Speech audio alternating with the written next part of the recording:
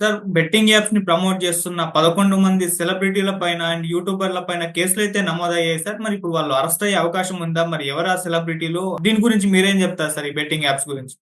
Betting apps సంబంధించి చాలా మంది మీద కేసులు అయితే నమోదవుతున్నాయి. ముఖ్యంగా సజ్జనార్ దీని మీద ఒక పెద్ద పోరాటమే మొదలు పెట్టాడు. ఆయనకి అన్ని వైపుల నుంచి మద్దతు కూడా వస్తుంది. ఎందుకంటే ఇవాళ సమాజంలో బెట్టింగ్ యాప్స్ వల్ల అనేక మంది ఆత్మహత్యలు చేసుకుంటున్నారు, లక్షలు లక్షలు పోగొట్టుకుంటున్నారు. ఆ మధ్య కూడా ఒక పేద రైతులు వాళ్ళ పొలం అమ్మి 58 లక్షలు ఎంతో ఇంట్లో పెట్టుంటే దాన్ని వాళ్ళ అబ్బాయి బెట్టింగ్ లో పెట్టి మొత్తం పోగొట్టుకొని చివరికి ఆత్మహత్య చేసుకునే పరిస్థితి తలెత్తింది. అలాగా చాలా మంది బెట్టింగ్ యాప్స్ లో డబ్బులు సంపాదించాలని ఆత్మహత్యలు చేసుకుంటున్నారు. అందుకని సజ్జనారు దీని మీద పోరాటం మొదలు పెట్టాడు. అయితే సజ్జనారు పోరాటం వెరీ లిమిటెడ్ అని చెప్పొచ్చు. ఎందుకంటే బెట్టింగ్ యాప్స్ మీద ఆయన పోరాటం చేయట్లేదు. బెట్టింగ్ యాప్స్ ని ప్రమోట్ చేసే చిన్న వాళ్ళ మీద, అది కూడా యూట్యూబ్ లో ఫేమస్ ఉన్న సెలబ్రిటీస్ కావచ్చు, లేకపోతే ఇన్స్టాలో ఉండే ఇన్ఫ్లుయెన్సర్లు కావచ్చు, వాళ్ళ మీద మాత్రం ఆయన ప్రజెంట్ పోరాటం. మేబీ భవిష్యత్తులో ఆయన ఇంకా దాన్ని విస్తృత పరుస్తాడని చూడాలి. ప్రజెంట్ అయితే ఇప్పుడు ఒక సంచలనమైన వార్త నిన్నటి నుంచి వైరల్ అవుతుంది. అదేంటంటే దాదాపు 11 మంది సెలబ్రిటీల మీద పంజగుట్ట పోలీస్ స్టేషన్ లో కేసు నమోదైంది. విష్ణుప్రియ అందరికి తెలుసు. అమ్మాయి మొన్ననే బిగ్ బాస్ లో ఎంత హడావిడి చేసిందో, దాని తర్వాత చాలా సినిమాల్లో కూడా ఆమె యాక్ట్ చేసింది. అట్లాగే సుప్రీత, సురేఖ వాణి కూతురు, అమ్మాయి ఆల్రెడీ సారీ చెప్పి ఒక వీడియో కూడా రిలీజ్ చేసింది. అయినా కూడా అమ్మాయి మీద కేసు పెట్టారు. అట్లాగే ఇమ్రాన్ ఖాన్, పరేషాన్ బాయ్స్ అని ఒక ఇది నడుపుతాడు యూట్యూబ్ లో. అతను హర్ష సాయి, అందరికి తెలుసు మనకి హర్ష సాయి. ఆయన లక్షలు లక్షలు పేదలకు పంచిపెట్టడం, రకరకాల కార్యక్రమాలు చేసి హడావిడి క్రియేట్ చేస్తుంటాడు. ఆయన కూడా హీరోగా సినిమా వస్తుంది. ఆ మధ్య కూడా ఆయన మీద గర్ల్ ఫ్రెండ్ కూడా కంప్లైంట్ చేసింది. అట్లాగే రీతు చౌదరి, ఇటీవలనే రీతు చౌదరి కూడా వివాదాల్లోకి వచ్చింది, జగన్ సంబంధించి కేసు. అట్లాగే టేస్టీ తేజ, అతను కూడా బిగ్ బాస్ ఫేము.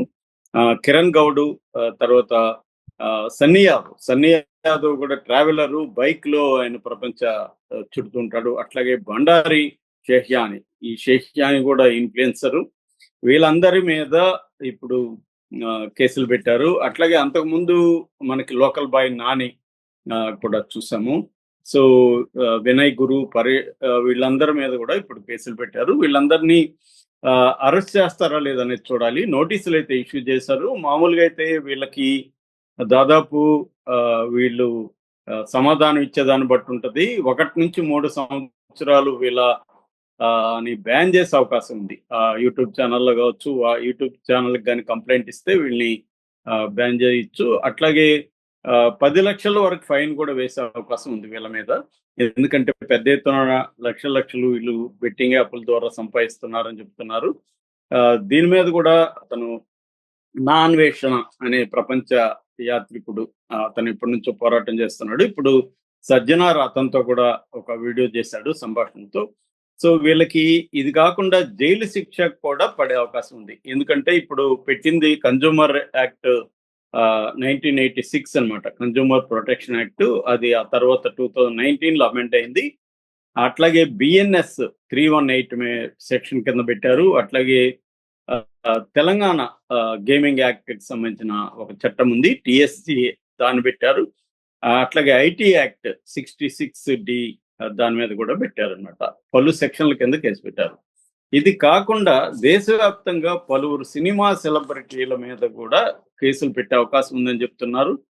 నోటీసులు ఇష్యూ చేస్తున్నారు. Anil Kapoor, Shahrukh Khan, Bomman Irani, Vivek Oberoi, Jackie Shroff, Allu Sirish, Pooja Hegde, Yuvraj Singh, Manoj Bajpai, Dhoni, Sourav Ganguly, Sunny Leone, Amit Jackson, Nawazuddin Siddiqui, ఇలాంటి వాళ్ళంతా కూడా ఎప్పటి నుంచో బెట్టింగ్ యాప్స్ చేస్తున్నారు. దీని మీద కరణ్ థాపర్ షారుఖ్ ఖాన్ అడిగినప్పుడు షారుఖ్ ఖాన్ బ్లంట్ గా ఒకే సమాధానం చెప్పాడు, గవర్నమెంట్ కి మాత్రం ఆదాయం కావాలి, మాకు వద్దా ఆదాయం అని చెప్పాడు. ఇప్పుడు అది మన సజ్జనార్ సమాధానం ఇవ్వాలి నిజానికి ఈ ప్రశ్నకి. ఎందుకంటే గవర్నమెంట్ ట్యాక్స్ కట్టించుకుంటుంది బెట్టింగ్ యాప్స్ దగ్గర నుంచి. గవర్నమెంట్ ప్రోత్సహిస్తున్నట్టే కదా ఇండైరెక్ట్ గా. అంటే గవర్నమెంట్ మాత్రం ఆదాయం పొందొచ్చు, యూట్యూబర్స్ ఇన్ఫ్లుయెన్స్ ఆదాయం పొందితే నేరమా అన్న ప్రశ్న లాజికల్ గానే ఉంది. ఎందుకంటే అసలు ఆ యాప్సే లేకపోతే వీళ్ళు ప్రమోట్ అనేది చేయరు కదా! ఆ యాప్స్‌ని ఎందుకు బ్యాన్ చేయట్లేదు? ఆ యాప్స్‌ని కంప్లీట్‌గా ఎందుకు అలో చేయకుండా అడ్డుకోవట్లేదు? ఇంటర్నెట్‌లో ఆన్‌లైన్‌లో ఉన్నాయి కాబట్టే కదా! యాప్స్ ఉంటేనే వీళ్ళు ప్రమోట్ చేయగలుగుతారు. యాప్స్‌ని ఎందుకు గవర్నమెంట్ బ్యాన్ చేయట్లేదంటే వాళ్ళకి టాక్స్ వస్తుంది. పొలిటికల్ పార్టీకి ఫండొస్తుంది. నేను మొన్న ఒక వీడియో డీటెయిల్‌గా చేశాను. బెట్టింగ్ ఇప్పుడు కూడా సింపుల్‌గా చెప్తాను. బెట్టింగ్ యాప్స్ అనేవి ప్రధానంగా 3 రకాలుగా ఉంటాయి. ఒకటేమో skill based betting apps. Skill based betting apps కావచ్చు.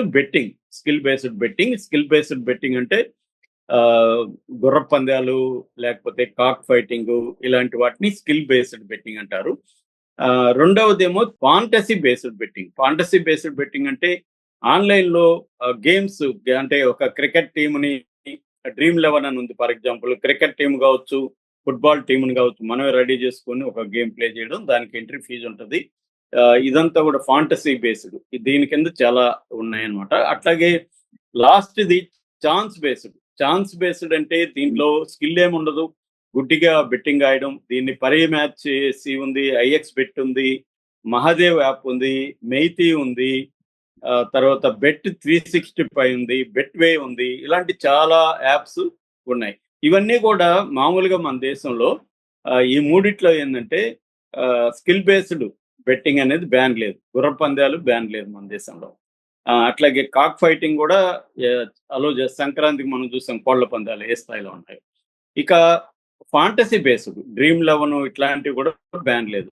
మూడో వెర్షన్ ఏదైతే ఉందో ఛాన్స్ బేస్డ్. ఛాన్స్ బేస్డ్ మాత్రమే ఇండియాలో బ్యాన్ ఉంది. అయితే ఆంధ్రప్రదేశ్, తెలంగాణ ప్రభుత్వాలు మాత్రం కంప్లీట్‌గా ఆన్‌లైన్ బెట్టింగ్‌ని ఏ ఫార్మ్ అయినా ఆన్‌లైన్ బెట్టింగ్‌ని బ్యాన్ చేశాయన్నమాట. సో, అందుకని ఆంధ్రప్రదేశ్, కర్ణాటక, మన తెలంగాణలో ఈ ఆన్‌లైన్ బెట్టింగ్ ఛాన్స్ అయినా, ఫాంటసీ అయినా, స్కిల్ బేస్డ్ అయినా కూడా ఆన్‌లైన్ బెట్టింగ్స్ కంప్లీట్‌గా బ్యాన్ చేశారు. మామూలుగానే చట్టాల గురించి వచ్చేసరికి మన దేశంలో ఋగ్వేద కాలం నుంచి కూడా బెట్టింగ్ అనేది ఏదో ఒక రూపంలో ఉంది. జూదం మన భారతంలో కూడా ధర్మరాజు జూదంలో పోగొట్టుకోవడం వల్లే యుద్ధం వచ్చింది.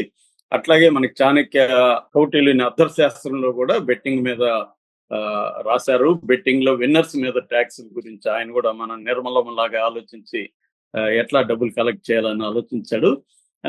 దాని తర్వాత బ్రిటిష్ వాళ్ళొచ్చినాక ఫస్ట్ పబ్లిక్ గ్యాంబ్లింగ్ యాక్ట్ 1867లో అంటే 19వ శతాబ్దంలో పబ్లిక్ గ్యాంబ్లింగ్ యాక్ట్ తీసుకొచ్చింది. అది ఇప్పటికి కూడా అమలవుతుంది.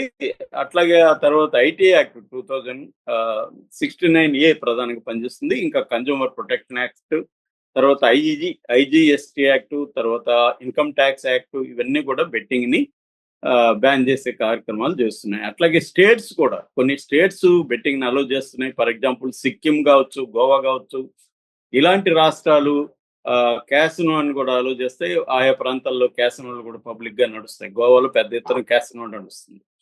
సో, ఈ యాంగిల్‌లో తీసుకున్నప్పుడు ఇదేందంటే దాదాపు ఆఫ్‌షోర్ బెట్టింగ్సే ఇప్పుడు డేంజరస్‌గా ఉన్నాయి. ఆఫ్‌షోర్ అంటే వేరే దేశాల్లో మాల్టా లాంటి, దుబాయ్ లాంటి దేశాల్లో ఈ బెట్టింగ్స్ ఉంటాయి.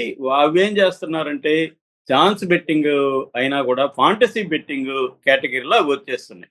ఎందుకంటే ఫాంటసీ బెట్టింగ్‌ని క్లియర్‌గా మన చట్టాలు బ్యాన్ చేయట్లేదు. మన చట్టాలు క్లియర్‌గా డిఫైన్ చేయట్లేదు.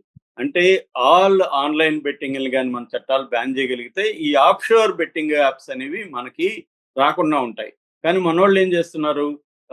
స్కిల్ బేస్డ్ బెట్టింగ్ యాప్స్‌ని, ఫాంటసీ బేస్డ్ బెట్టింగ్ యాప్స్‌ని అలో చేస్తున్నారు. అందువల్ల ఛాన్స్ బేస్డ్ బెట్టింగ్ యాప్స్ కూడా పై 2 బెట్టింగ్ యాప్స్ లాగా నమ్మిస్తూ వచ్చేస్తున్నాయి. ఇది గవర్నమెంట్‌కి తెలీదా? తెలుసు. కానీ $100 బిలియన్ వర్త్ అన్నమాట. బోలెడు టాక్స్ వస్తది గవర్నమెంట్‌కి. అందుకని టాక్స్ కోసం మనోళ్ళు వాటిని అలో చేసేసి చిన్న చేపలు అంటారు కదా! చిన్న చేపల మీద సజ్జనారు పడుతున్నాడు. సజ్జనారు ఈ పోరాటం మంచిదే, అప్రిషియేట్ చేయాలి. దీనివల్ల అవేర్‌నెస్ వస్తుంది. బెట్టింగ్ యాప్స్ అంటే ఏంటి అనేది సామాన్య జనాలకు కూడా తెలుస్తుంది. ఆయన్ని మెచ్చుకోవాలి. అట్ ద సేమ్ టైమ్ ఆయన చిన్న చేపలతో సాటిస్ఫైగా కాకుండా అసలు కంప్లీట్‌గా బెట్టింగ్ యాప్స్‌ని నియంత్రించే విధంగా కొత్త చట్టాలు తీసుకురావడం, ఉన్న చట్టాల పరిధిలోకి ఆహ్, ఈ fantasy betting apps and skill based betting యాప్స్‌ని కూడా తీసుకురావడం,